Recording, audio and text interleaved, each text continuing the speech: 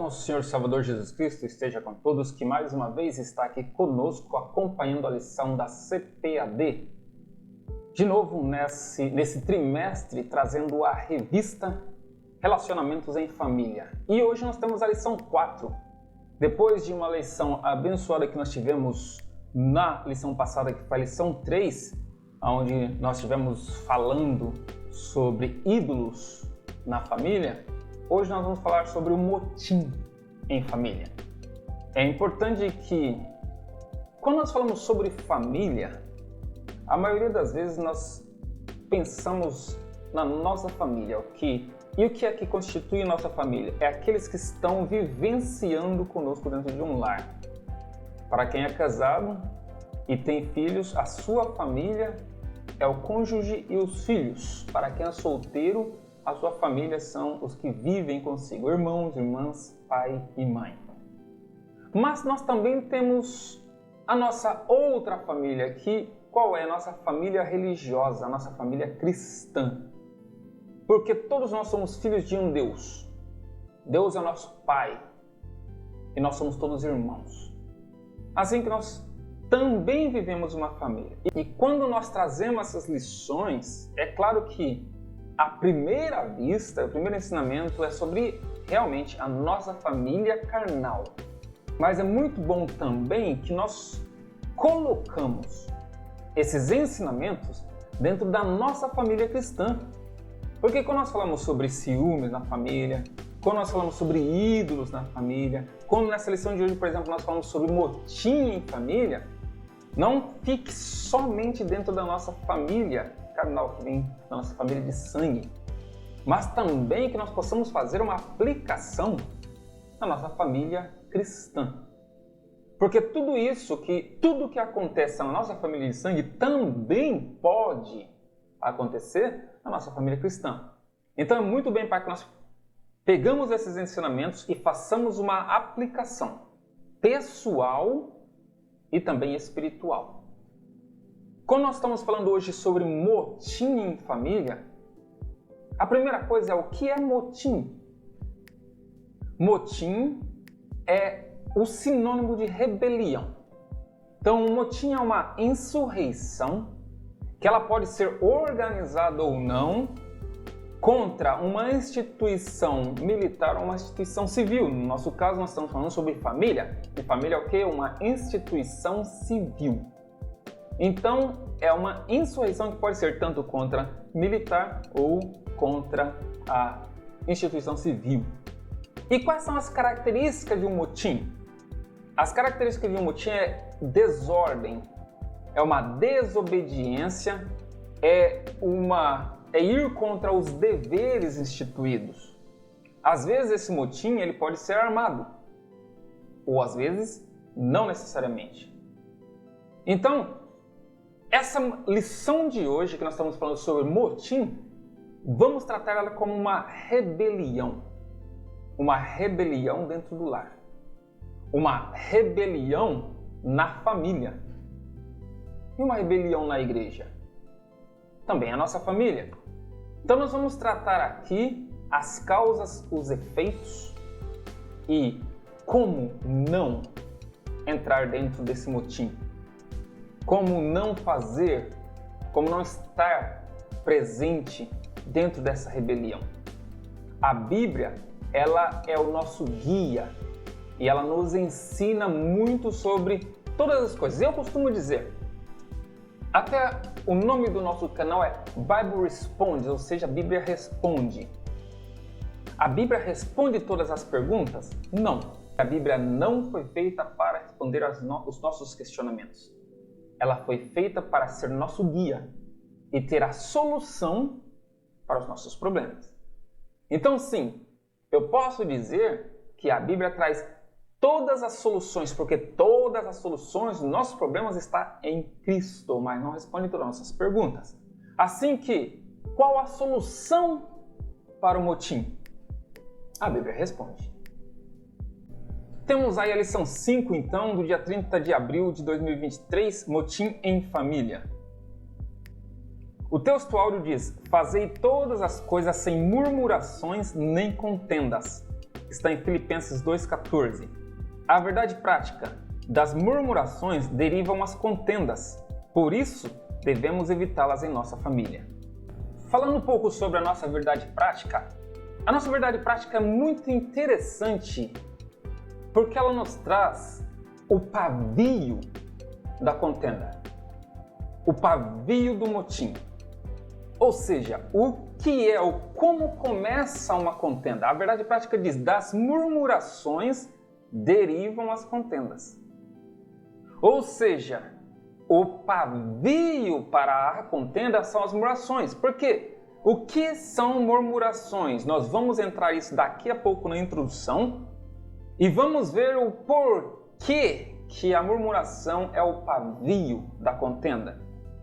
Todas as vezes que há murmuração, toda vez que há burbúrio, começam-se os falatórios e com isso as contendas se iniciam. Um fala uma coisa, o outro desaprova, ou o outro não concorda, outro fala outra coisa, o outro não concorda, e assim as discórdias só vai crescendo. E tudo por quê? Porque foi aceso com uma murmuração. É importante que no nosso textuário, Paulo, escrevendo aos Filipenses, ele diz assim: fazei a todas as coisas sem murmurações, nem contendas. Aqui ele já está separando os dois. Não murmure e não contende. Por quê? Pode haver uma contenda sem murmuração? Sim, com certeza. Contenda é todo estilo de briga, de desavença. E não necessariamente uma contenda pode se iniciar com uma murmuração. Mas o contrário sempre acontece. Ou seja, quando começa uma murmuração, começa uma contenda. Por isso ele diz: fazei todas as coisas sem murmurações nem contendas. É interessante porque quando Paulo estava escrevendo os Filipenses, nesse capítulo 2, ele estava ali dando recomendações à igreja. E quando ele chega no versículo 14, ele dá essa recomendação aos crentes de Filipos. Aos crentes de Filipe ele diz: olha, não façam as coisas contendendo e nem murmurando. Evite os burburinhos. Mas ele não para aí. Ele complementa dizendo assim: para que vos torneis irrepreensíveis e sinceros, filhos de Deus, imaculados no meio de uma geração corrupta e perversa, entre a qual resplandeceis como luminares no mundo. Ou seja, todas essas coisas aqui são para os filhos da desobediência, são para aqueles que estão em trevas. Ou seja, contendas e murmurações não pode haver entre os filhos de Deus. Ele diz assim: vós estáis no mundo corrupto, mas vós sois a luz no meio dessas trevas. E para que sejais irrepreensíveis no meio dessa geração, no meio desse povo corrupto, vocês não podem viver em murmuração e nem em contenda. Porque nós devemos ir na contramão do mundo, no oposto do mundo. Enquanto o mundo está corrompido, murmurando contra todas as coisas que fazem e acontecem, contendendo contra os outros, nós devemos estar vivendo em amor e união. Irrepreensivelmente. O que é estar irrepreensivelmente? É quando nós fazemos as coisas que ninguém vai apontar o dedo para nós e dizer: olha, aquele lá diz ser filho de Deus, mas está fazendo uma coisa contra as vontades de Deus. Ou seja, está fazendo a mesma coisa que nós fazemos. Qual a diferença? No meio das trevas, nós devemos resplandecer como a luz. Essa foi uma exortação deixada por Paulo para os crentes de Filipe. E não só para os crentes de Filipe, porque hoje, depois de mais de 2000 anos, nós estamos lendo a mesma exortação.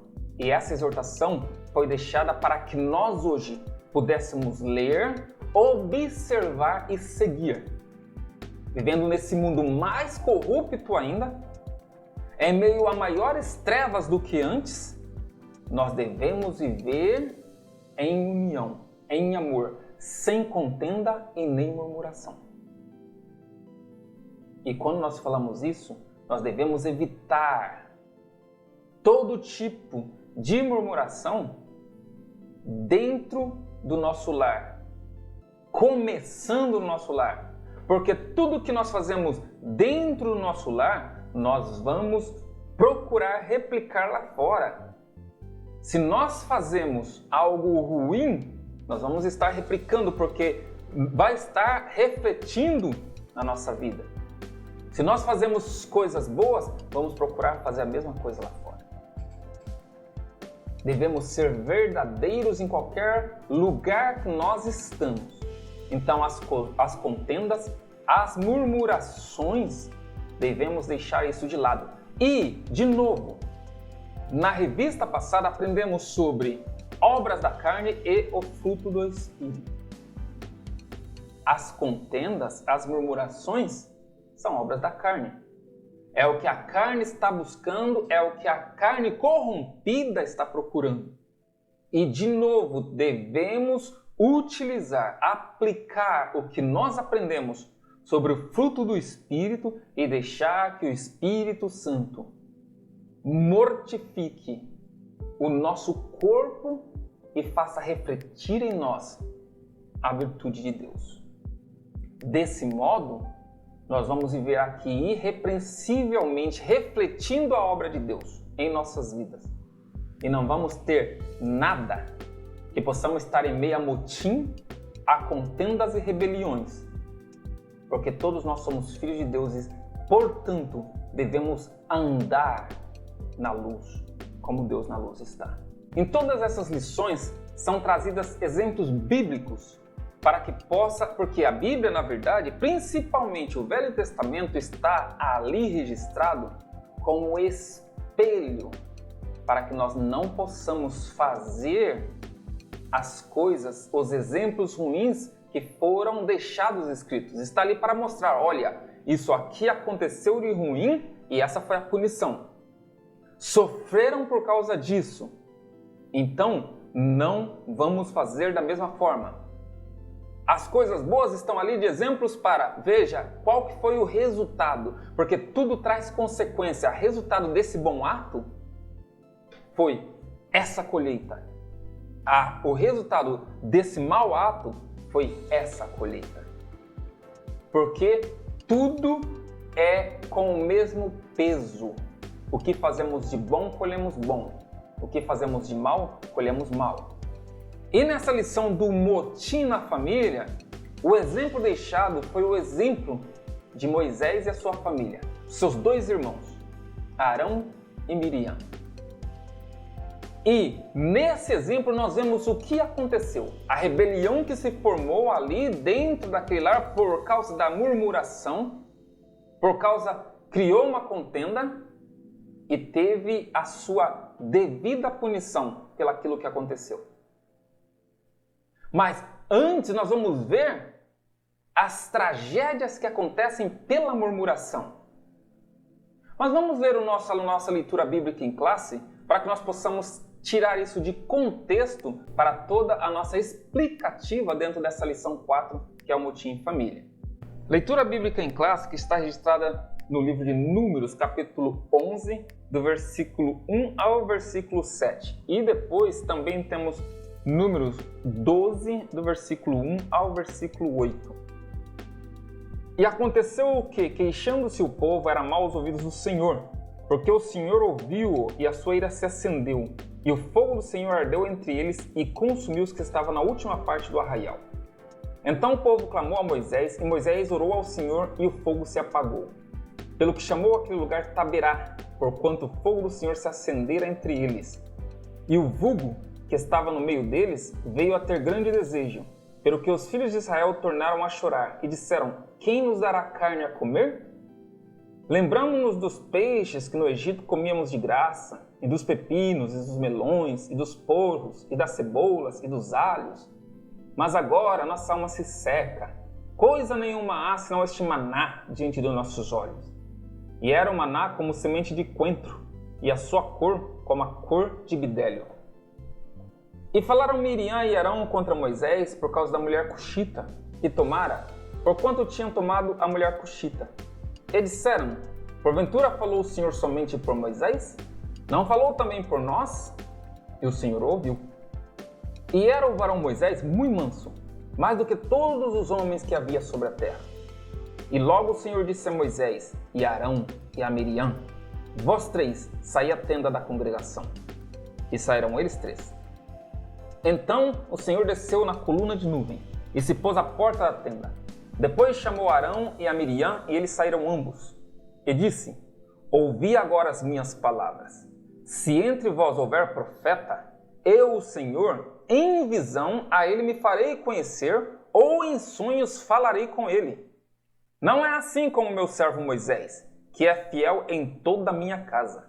Boca a boca fala com ele, e de vista, e não por figuras, pois ele vê a semelhança do Senhor.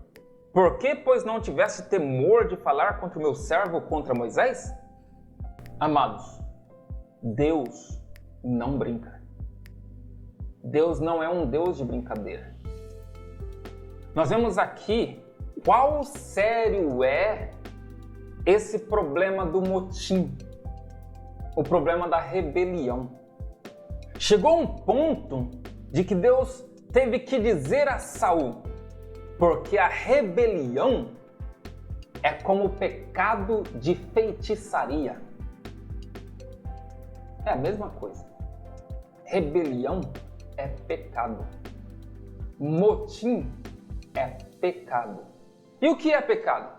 Pecado é transgredir os mandamentos.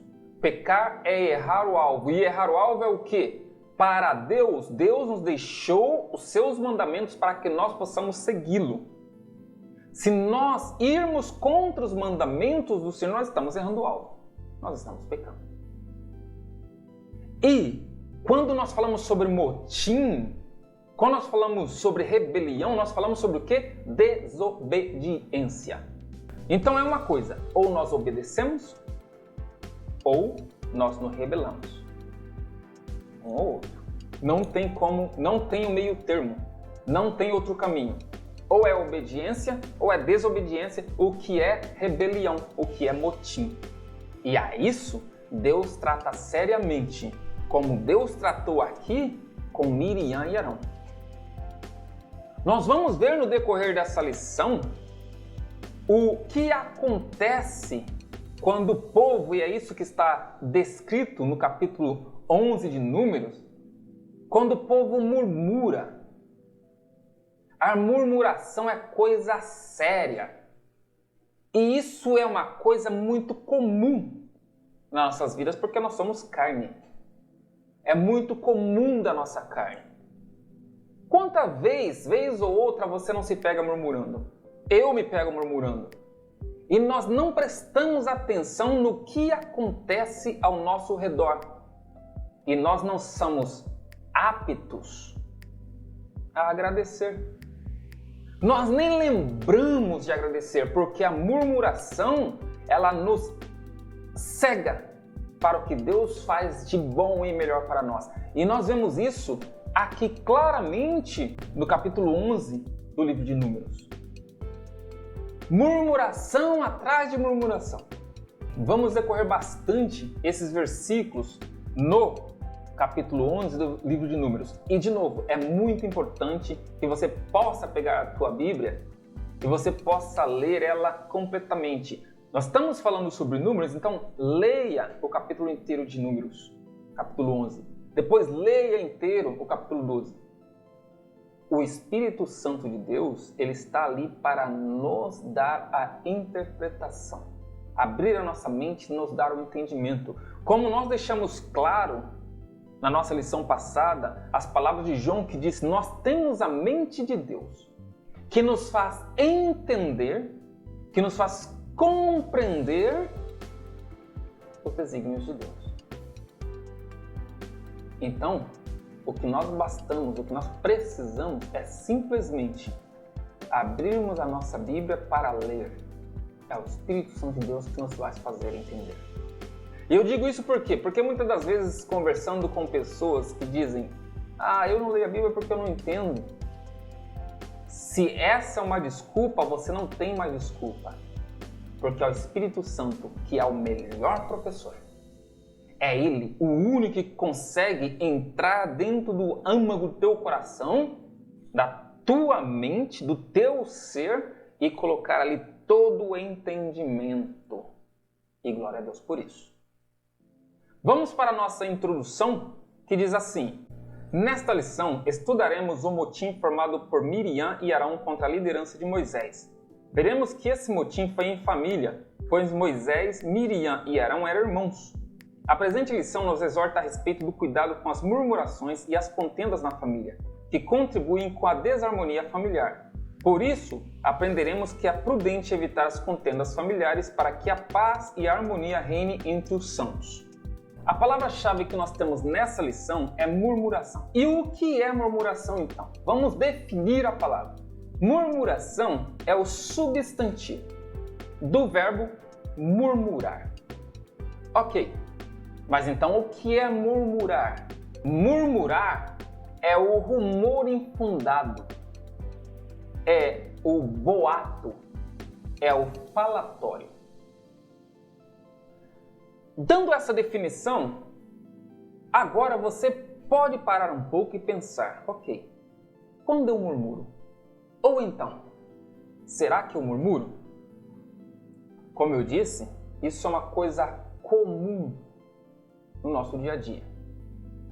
É uma coisa comum nas nossas vidas.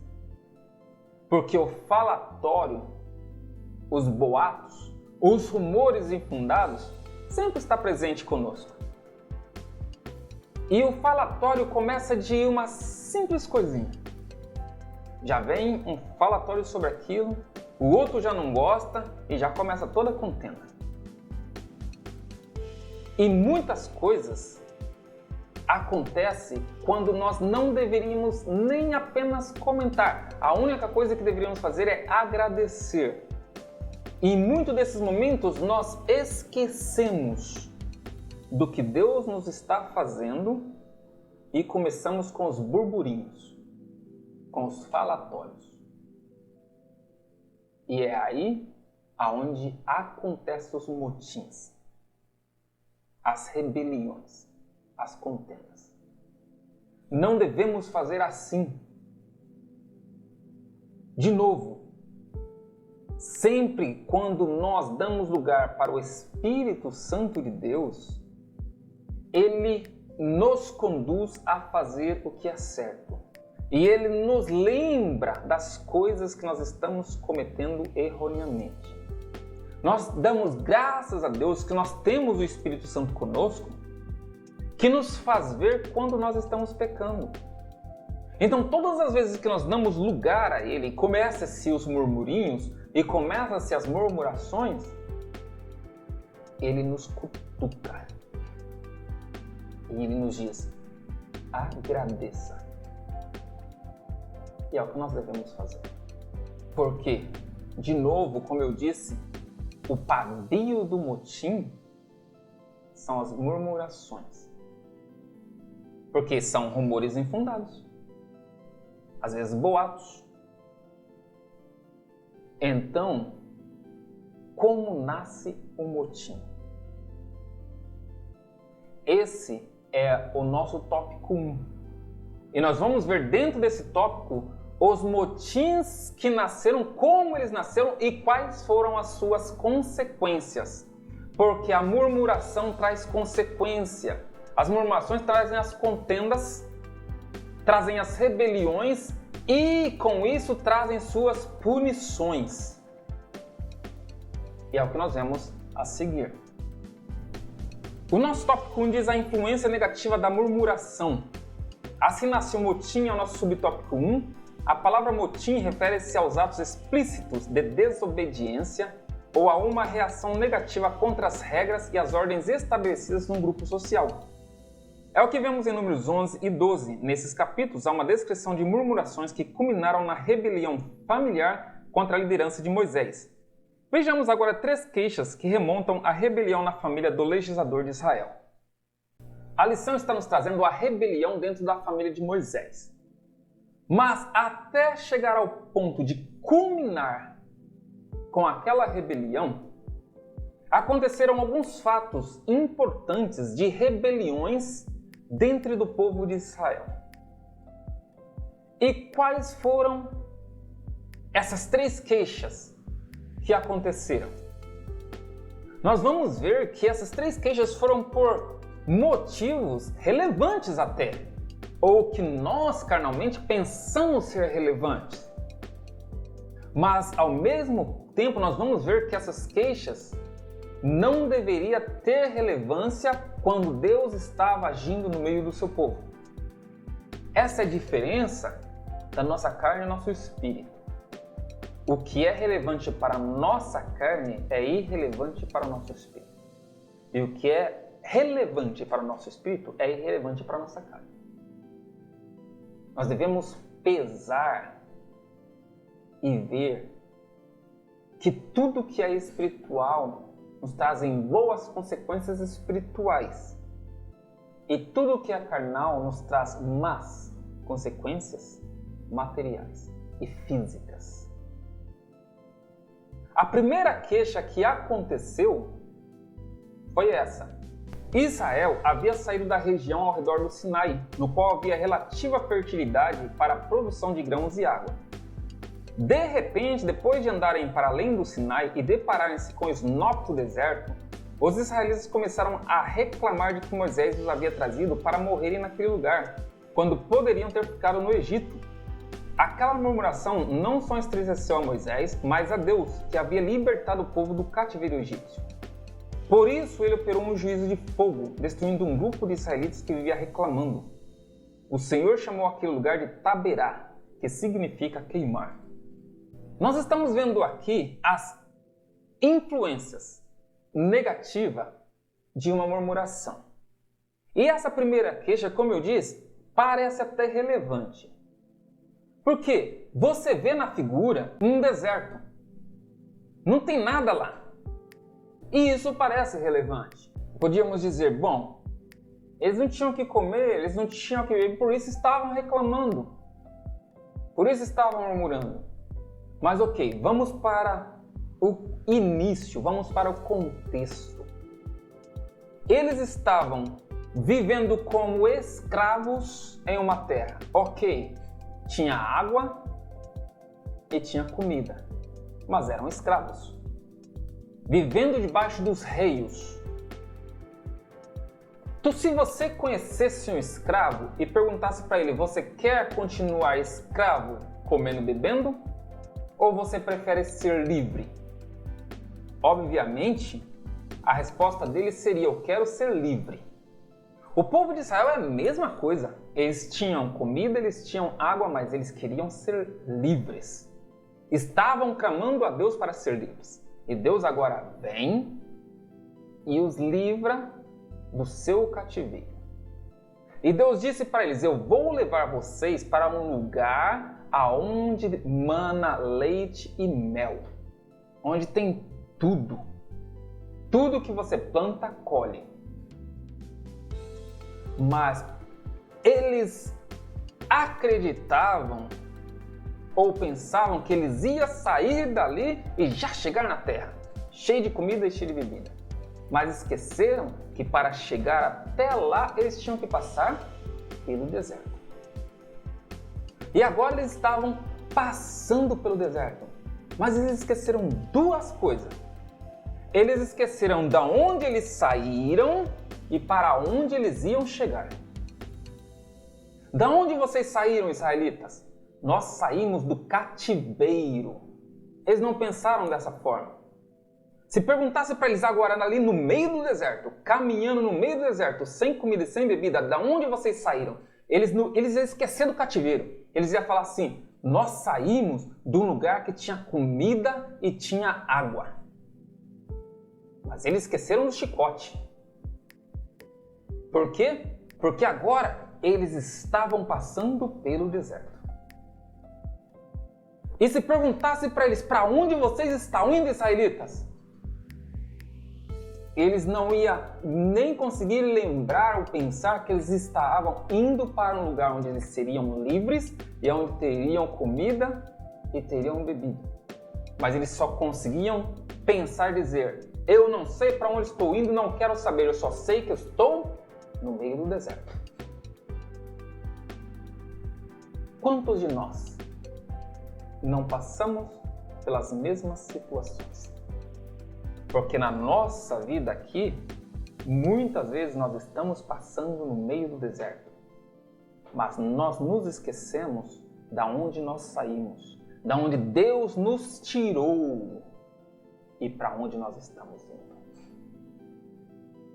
Nós saímos do cativeiro do mundo, fomos libertos das garras do diabo e nós estamos indo para um lugar que mana leite e mel. Estamos indo para o céu. Quando nós estivermos no meio do deserto, nós devemos ser cheios do Espírito para que nós não possamos murmurar, porque, de novo, é relevante para a carne, mas totalmente irrelevante para o Espírito. E quando os israelitas esqueceram disso, muitos deles morreram ali no deserto. Que nós não venhamos a morrer no deserto. E nós não morreremos no deserto se nós simplesmente agradecermos. E agradecer pelo que se você está passando no deserto? Não tem comida, não tem bebida. Agradecer que Deus te tirou de lá. E agradecer porque Deus está levando para lá, para o outro lugar, para frente.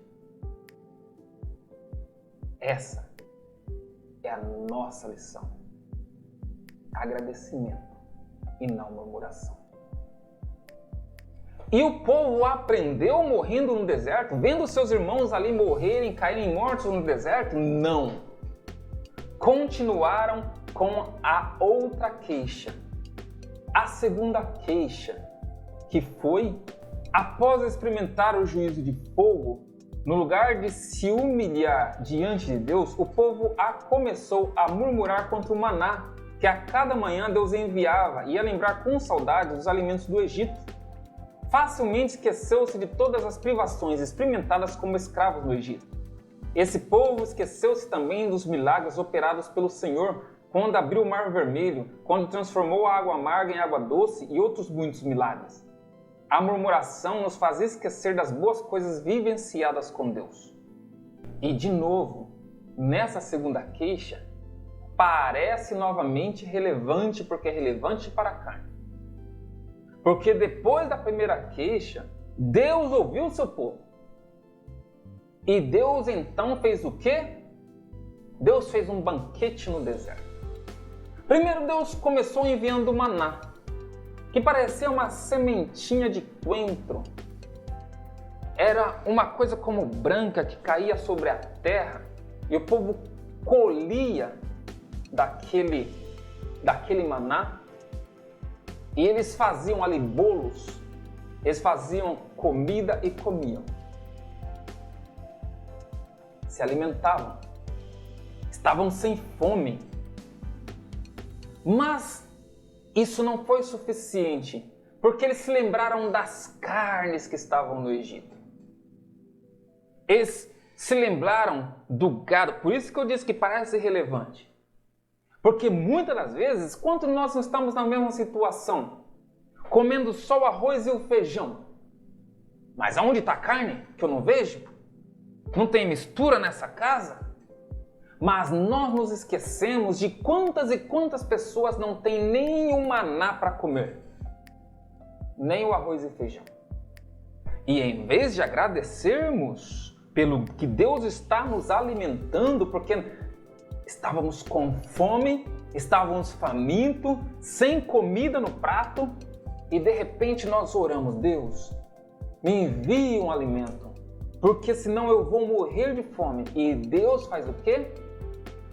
Misericordioso como Ele é, e mesmo sabendo da nossa carnalidade que nós vamos murmurar, Deus nos envia alguém que nos traz ali um prato de comida. tem arroz, tem feijão. E quanto não um zoião? E que nós, infiéis, que não sabemos agradecer, fazemos? Nossa, um prato de arroz e feijão e um zoião? Onde está a carne? Onde está o tomate? Onde está a mistura? E esquecemos que estamos comendo. E ao invés de simplesmente agradecer a Deus pelo que Ele nos deu, nós fazemos o quê? Murmuramos. E quantas daquelas pessoas ali no deserto se esqueceram do que Deus fez por eles, dando água para beber no deserto, dando comida agora para que eles não viessem a morrer de fome, e estavam fazendo o quê? O que nós muitas vezes fazemos, murmurando, comendo e murmurando. Não devemos fazer assim. Qual é melhor? Ter um arroz e feijão para comer ou estar morrendo de fome?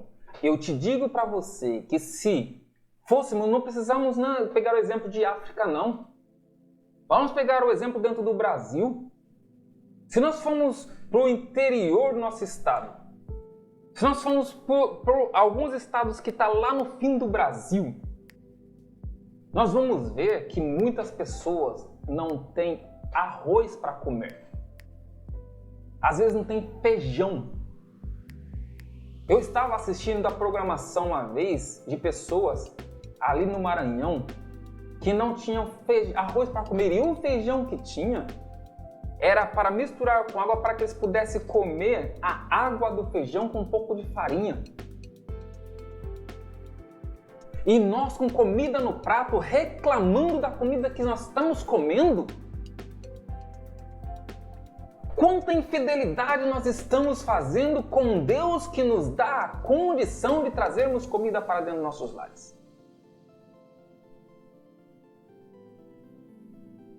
Devemos pensar muito nisso. Porque o povo de Israel ali comendo agora e reclamando de que Deus tinha aberto água, porque se esqueceram que Deus tinha aberto a rocha e dado água para que eles pudessem beber, deu maná para que eles pudessem comer e não tinham agradecimento. E Deus fez o quê? Obviamente os puniu. Porque assim é Deus, um Deus justo, um Deus de juízo, benigno, mas justo, um Deus de justiça.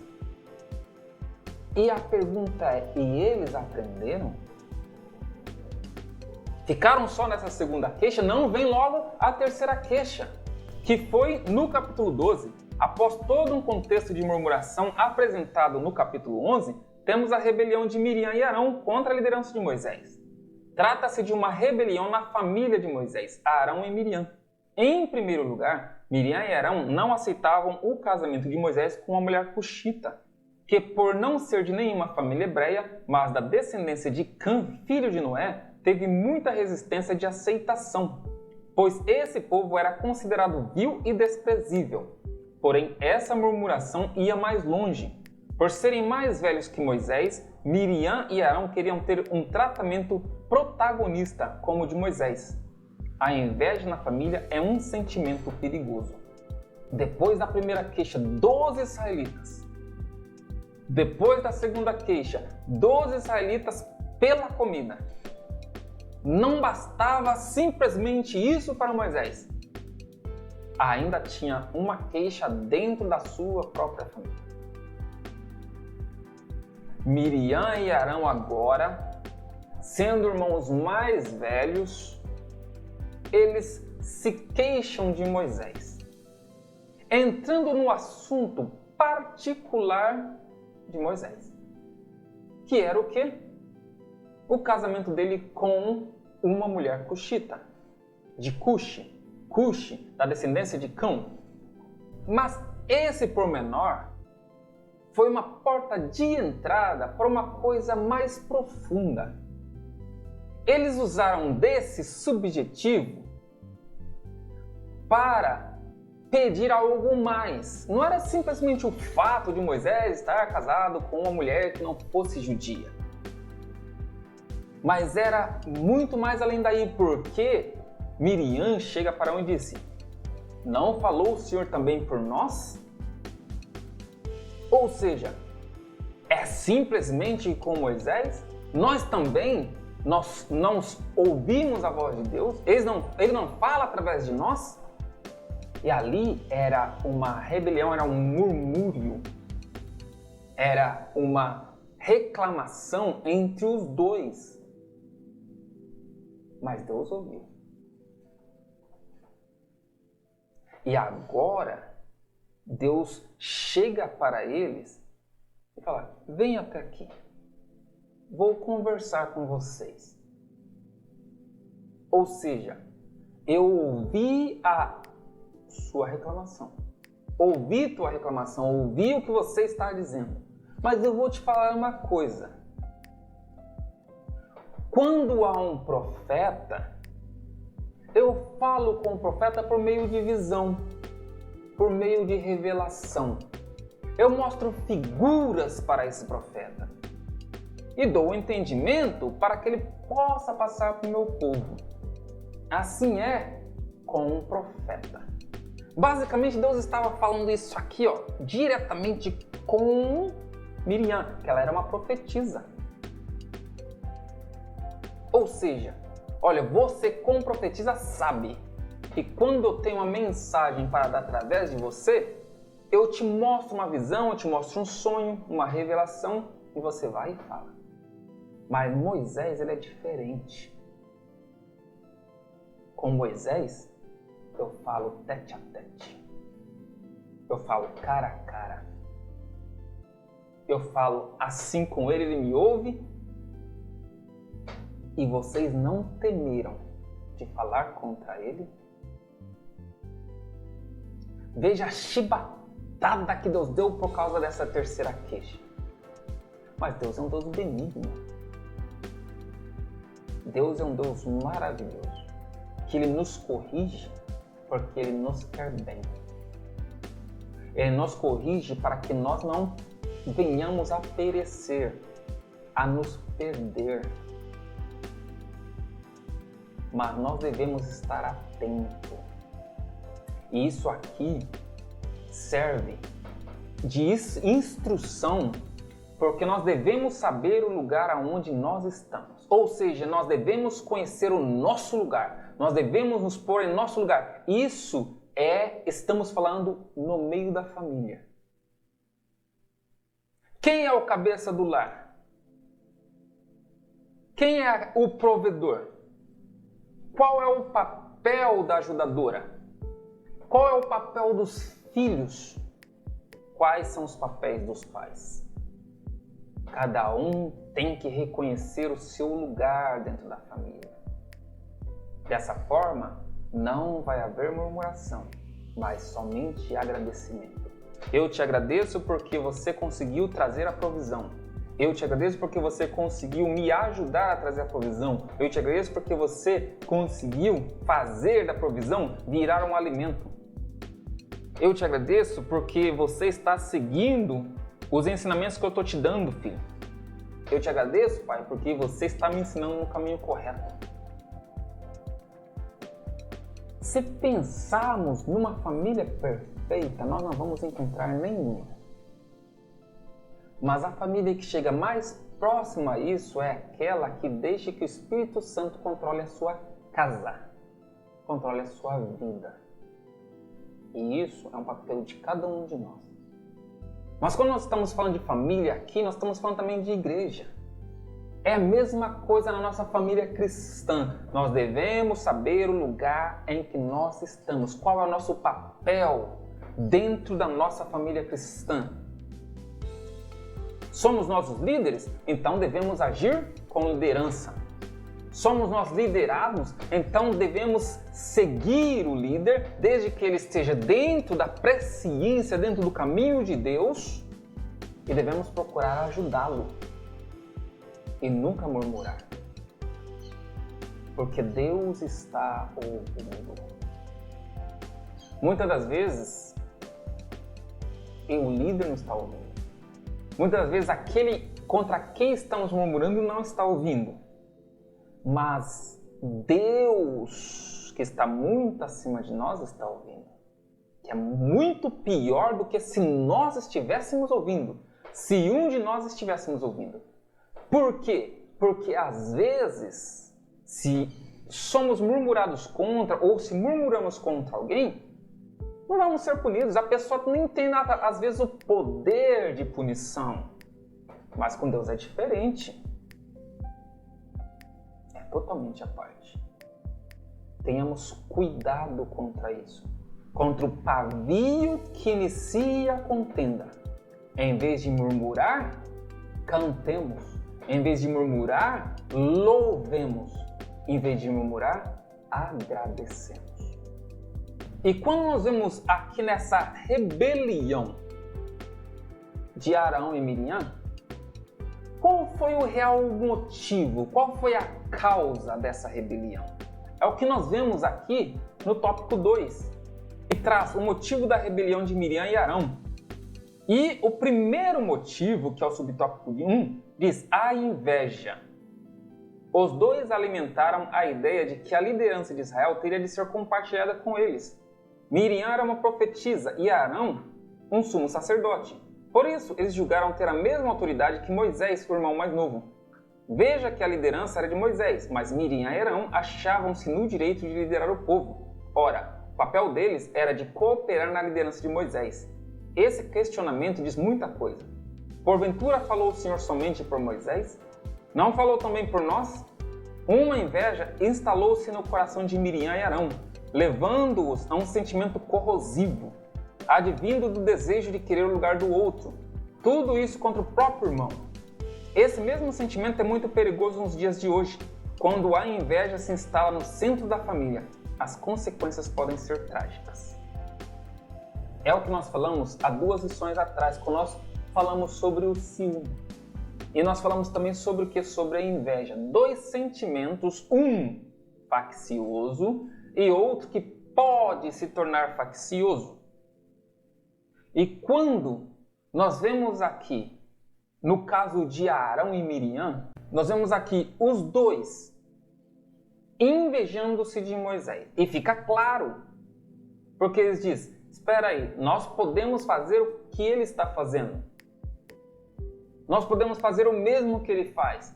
Por que ele está num sinal de protagonismo e nós estamos aqui? Ora, de novo, aquilo que eu disse no tópico passado, cada um tem que saber o lugar que ele deve estar. Cada um tem que conhecer o seu papel. Mas isso nós vemos entre todas as famílias. Família cristã, família de sangue. Quando nós vemos a inveja entrar dentro do coração de uma pessoa, aí é onde as contendas se iniciam. Tiago, no capítulo 3, versículo 16, diz: pois onde há inveja e ambição egoísta, aí há confusão e toda espécie de males. A inveja tem início no egoísmo. E aonde há isso, há todas as espécies de males. E isso aconteceu ali na família de Moisés. Porque agora, com o coração egoísta e com a inveja do seu irmão Moisés, Miriam agora trama com Arão, mas Deus ouve. Males aconteceram naquela família. As desavenças por causa de um protagonismo. Por causa que Deus estava usando a Moisés de novo. Em vez de murmurar, agradecer. Você vê seu irmão sendo usado por Deus? Agradeça por ele. Você vê seu irmão sendo abençoado por Deus? Agradeça por ele. Porque assim, no teu agradecimento, Deus vai estar te abençoando. Veja o exemplo de Jó. Jó orou por seus amigos. E quando ele estava orando por seus amigos, toda a sua história foi transformada. ore pelos seus amigos, ore pelos seus irmãos, ore pela sua família, agradeça pelos líderes religiosos, agradeça a Deus por tudo e Deus vai te dar tudo de melhor. É isso que nós devemos fazer. Todas as vezes que pensamos em murmurar, vamos agradecer. A inveja não faz parte das nossas vidas. Não devemos invejar nosso irmão, não devemos invejar ninguém da nossa família, não devemos invejar ninguém da nossa igreja. De lugar algum, vamos agradecer por eles, em vez de deixarmos que o egoísmo tome conta do nosso coração. Que o motim familiar, ele promove as ofensas e as contendas. É isso que está escrito aqui no nosso subtópico 2. O motim familiar promove dissabores e ofensas. Embora Miriam exercesse um papel importante entre o povo como profetisa e conselheira, ela não poderia voltar-se contra Moisés. Embora Arão fosse um sumo sacerdote, ele não poderia arder em ciúme contra o seu próprio irmão. Infelizmente, essa atitude de Miriam e Arão influenciou o povo contra a liderança de Moisés. Deus haveria de tratar com os dois irmãos. Devemos, portanto, lembrar de que um dos segredos para manter a família espiritualmente equilibrada é a prática do respeito mútuo entre os familiares. Quando há uma rebelião, quando há um motim, há as desavenças, os dissabores, as ofensas. Um começa a ofender o um, que começa a ofender o outro. Aquela rebelião que começa com palavras pode se tornar em atos físicos. Quantas contendas você talvez já não tenha presenciado ou ouvido de que começou com o quê? Com os falatórios, que se tornou em ofensas para terminar em tragédias físicas. Por quê? Por causa do motim. E dentro da família isso não é diferente. O motim familiar, ele promove esses dissabores e ofensas. Imagina agora um boato, imagina agora um murmúrio, imagina agora esse falatório que começa e logo depois desse falatório está um ofendendo daqui, outro ofendendo dali, daqui a pouco está todo mundo assim. Um virado contra o outro. Isso não vem de Deus. Isso por quê? Por causa da rebelião. Por causa do motim. Dentro da igreja é a mesma coisa. Na nossa família cristã é a mesma coisa. Quantas vezes nós não vimos um crente assim com outro bicudo? Não falo com esse irmão. Não falo com esse irmão. Mas por quê? Tudo por causa de murmurações que trazem as desavenças, as insurreições. E quantas igrejas nós não vemos destruídas, assim como famílias destruídas? Famílias são destruídas, igrejas são destruídas por causa de motim, rebeliões que acontecem. Os murmúrios acontecem, vêm as rebeliões e é onde acontecem as dissensões, as separações. Que Deus nos proteja disso. E de novo, contra a murmuração está o agradecimento sempre.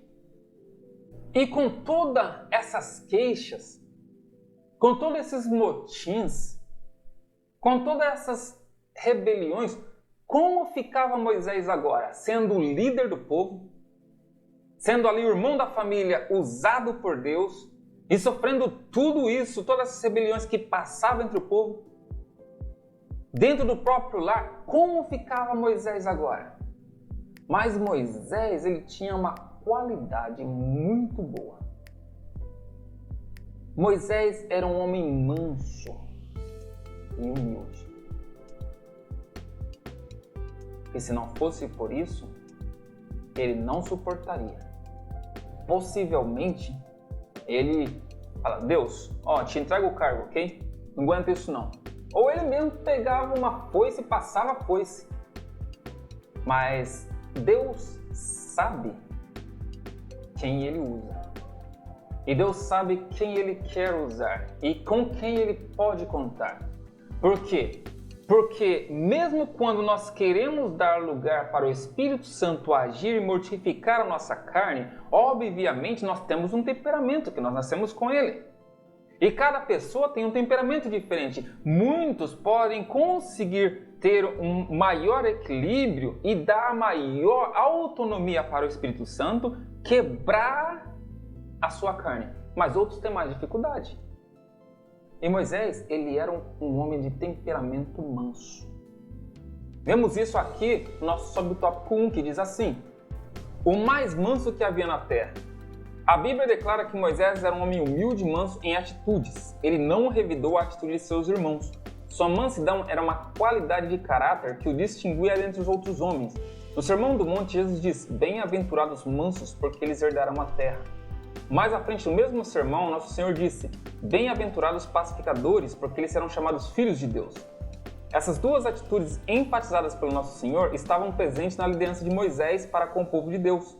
Na mentalidade mundana, ser manso pode significar fraqueza e covardia, mas no ensinamento bíblico implica capacidade de exercer o autocontrole, o domínio de si mesmo. Assim, a mansidão é uma das qualidades do fruto do Espírito. Moisés teve essa serenidade para agir com firmeza, sem se deixar arrebatar pela ira. Mesmo sabendo da murmuração e da sedição de Miriam e Arão contra a sua liderança, ele não teve atitude vingativa para com seus irmãos. Pelo contrário, orou para que Deus os perdoasse. Nesse sentido, a mansidão e a pacificação são virtudes que a família cristã não pode deixar de rogar a Deus e praticar. São duas virtudes indispensáveis ao equilíbrio da família cristã. Eu começo a pensar na figura de Moisés, e eu sempre, quando eu leio nessa parte que diz que Moisés era o homem mais manso que existia na face da terra. Chegou num ponto que Moisés, ele se irou contra o povo. E se Moisés, sendo o homem mais manso da face da terra, ele chegou no ponto de se irar, imagina os outros. Imagina nós, quando nós não temos essa mansidão, para ver como que o homem é carnalmente. Por mais manso que fosse a qualidade de Moisés, ele era um homem, veja, ele era um homem capacitado. Um homem que Deus o escolheu por ser capacitado, e Deus deu capacidade maior ainda para conduzir aquele povo. Porque, de novo, nós sabemos que trabalhar com pessoas é difícil. Trabalhar com o ser humano é muito complicado. O ser humano tem vários tipos de ser humano, vários tipos de pessoas. Uns que são mansos, outros mais irados, outros que são mais para dentro de si, são mais tímidos, outros são mais faladores. Imagina agora para você conseguir conciliar todo esse grupo de pessoas diferentes. Uns querem fazer umas coisas rápidas, outros são mais reservados, devagar, vagarosos. E agora para conciliar tudo isso? Mas Moisés, ele tinha essa capacidade, ele tinha essa virtude de ser manso. Então ele conseguia fazer esse conciliamento. E Deus o escolheu sabendo quem ele tinha escolhido. Mas mesmo assim chegou no momento que ele se irou. Porque nós somos assim. Perfeito é só Deus. Mas Deus escolheu um homem que ele sabia que ia conseguir levar esse povo até atravessar. E obviamente, não sozinho. Porque sozinho, por mais manso que Moisés fosse, ele não ia conseguir. E ele deixou isso claro. Ele falou: Deus, não fui eu que tirei esse povo do Egito. Ele já sabia disso. Foi tu. Ele sabia disso. Mas ele sabia que Deus também estava com ele. Mas ele disse: se tu não for comigo, se tu não for conosco, eu não vou. É o que nós devemos fazer. Se for para nós irmos para um lugar sozinho, nós não vamos. sem a presença de Deus em lugar algum. Porque se com Deus já é difícil, imagine sozinho. Mas Moisés, sendo um homem manso, quando Arão e Miriam se queixou contra ele simplesmente orou por eles. Essa tem que ser a virtude do homem de Deus. Mesmo quando nós não somos mansos, nós devemos deixar o que então? Que o Espírito Santo de Deus nos use para que possa nos dar essa mansidão. E nós possamos orar por aqueles que murmuram contra nós. E se nós formos mansos, vai ser muito mais fácil ainda. Com a ajuda do Espírito Santo, nós vamos não somente orar, mas nós vamos abraçar, agradecer e dizer: meu irmão, eu estou contigo. Não reclame contra mim, eu estou com você. Você precisa da minha ajuda, eu estou aqui. Eu estou contigo e não abro. Vamos junto. Porque nós estamos indo para o mesmo lugar. Nós estamos sendo conduzidos pela mesma presença. Nós temos o mesmo Espírito. Nós falamos a mesma língua. Essa é a atitude do servo de Deus. Essa deve ser a nossa atitude, a minha atitude. Devemos sempre estar pedindo para que o Espírito Santo quebrante o nosso eu, quebrante a nossa carne, quebrante o nosso ser. E como um homem de Deus que estava levando o povo de Deus, como um líder, ele carregava um fardo muito grande, porque, como eu disse, trabalhar com gente é difícil. Eu sei por experiência própria. É complicado. Ter que conciliar os genes é muito complicado. Isso é um fardo grande que sozinho ninguém pode carregar. E nenhum líder. Eu falo, numa empresa, um líder ele não consegue carregar esse fardo sozinho. O que tem que fazer? Colocar encarregados. Colocar inspetores, coordenadores, que vão ajudá-lo a suportar esse fardo. Quanto maior é a empresa, ele tem que dividir mais cargos. Fica muito mais fácil. Você coordena esse departamento, você coordena esse outro departamento, eu coordeno vocês.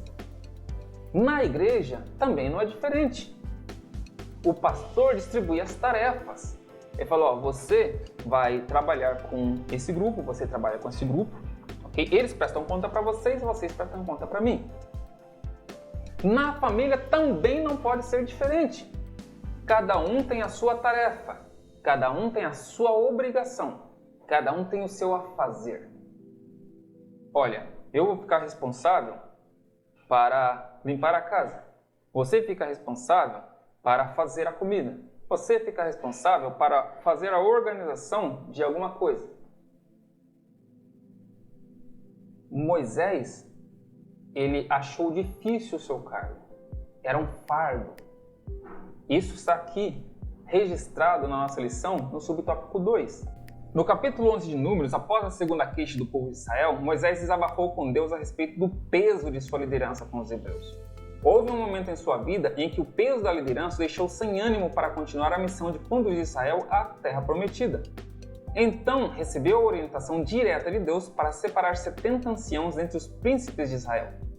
Ao escolher os 70 anciãos, o Espírito de Deus repousou sobre eles e começaram a profetizar. Esse episódio remonta ao contexto da rebelião dos dois irmãos contra Moisés. Outro, sim, é uma bênção quando o Espírito Santo é derramado sobre a família.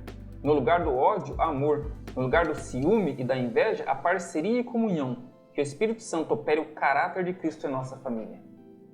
E é isso que eu disse. Quando nós temos o Espírito Santo de Deus, ele nos dá sabedoria. Tiago, ele escreveu exatamente isso. Se você não tem sabedoria, peça a Deus e ele te dá. E quando nós temos o Espírito Santo de Deus, nós temos todas as virtudes de Deus refletidas em nossa vida pelo Espírito Santo. Isso que é grandioso. Dentro da família, dentro da igreja, tem que ser a mesma coisa.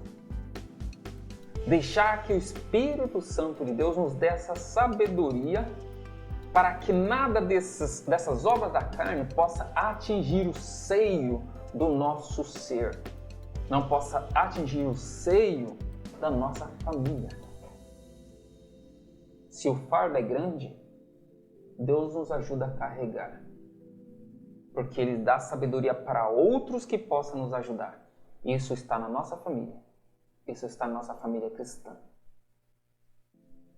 De novo, como eu disse, família perfeita não existe, mas quando dentro da família, e isso estou falando em todo o contexto, familiar de sangue, familiar espiritual, quando todos da família deixam que o Espírito Santo obre em si, todos vão ser reflexos das maravilhas de Deus, das virtudes de Deus, do que Deus é. E assim, a família será uma bênção, a igreja será uma bênção.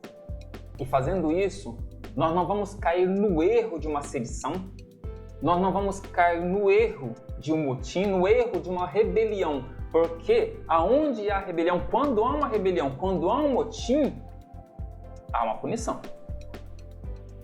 Isso, quando nós acompanhamos a história, quando nós acompanhamos fatos correntes atuais, nós vemos que quando há um motim, quando há uma rebelião, há uma punição. Alguém vai pagar.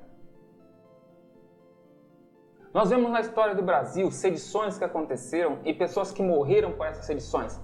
Sejam elas certas ou erradas, independente, houve um motim, há uma punição. Alguém pagou por aquilo. Às vezes mais de uma pessoa. Mas há uma punição. E qual foi a punição de Miriam e Arão? A rebelião provocada pela inveja de Miriam e de Arão contra a liderança de Moisés acendeu a ira do Senhor. Por isso eles foram convocados juntamente com Moisés para fora da tenda. O Senhor desceu na coluna de nuvem, uma demonstração de sua presença, e falou diretamente com os dois revoltosos, mostrando-lhes a sua soberania divina. Ele deixou claro que com Moisés, diferentemente do que fazia com eles, falava face a face, não por figura. Por causa da gravidade do pecado de Miriam em instigar seu irmão Arão a compactuar com ela contra Moisés, a punição foi imediata contra ela. Miriam ficou leprosa no mesmo instante e foi separada do arraial de Israel por 7 dias. Assim, o texto mostra que todo motim no centro da família tem consequência trágica. Por isso devemos pedir sabedoria a Deus para agir em nossa família. É preciso evitar as falsas acusações, as palavras atravessadas, a destruição de reputação de familiares. Esse não é um comportamento de quem manifesta o fruto do Espírito. A vontade de Deus é que a paz e a harmonia estejam sobre a família cristã, pois é o Espírito Santo que opera o caráter de Cristo na família. Punição não é uma coisa legal, não é uma coisa boa, e ninguém quer ser punido. Eu lembro de quando eu era criança que quantas vezes eu fui punido pela minha mãe. Porque eu era travesso, bagunceiro, então eu causava motim, eu era rebelde. Por quê? Eu desobedecia. E como nós vimos, motim, rebelião é a desobediência contra as regras. E toda vez que quebrava uma regra, era punido. Com Deus não é diferente. Deus deixou para nós as suas regras. Deus deixou para nós a sua lei. E todas as vezes que nós saímos dessa lei, nós somos punidos. Mas eu vou deixar aqui uma observação. Nós somos punidos por nós desobedecermos a Deus e sairmos dos seus caminhos. E assim as consequências que nós sofremos são as consequências dos nossos atos. Nós saímos da presença de Deus, nós somos punidos como consequência do que nós fizemos, do que nós escolhemos.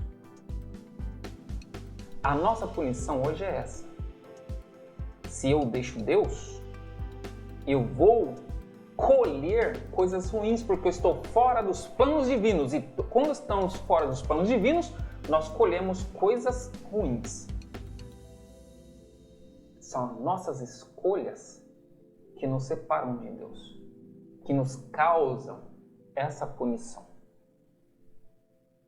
Mas quando nós deixamos que o Espírito Santo de Deus habite em nossas vidas, nós seguimos pelo caminho de Deus. E as consequências das nossas ações vão ser colher frutos. E frutos para a vida eterna. Que o Espírito Santo de Deus possa continuar morando em nossas vidas, no nosso meio, na nossa família. Seja ela a nossa família de sangue, carnal, e na nossa família espiritual, que é a Igreja de Deus. Deus abençoe a cada um de nós e que possamos seguir adiante com o Espírito Santo de Deus nos ensinando cada dia mais. Em nome de Jesus, amém.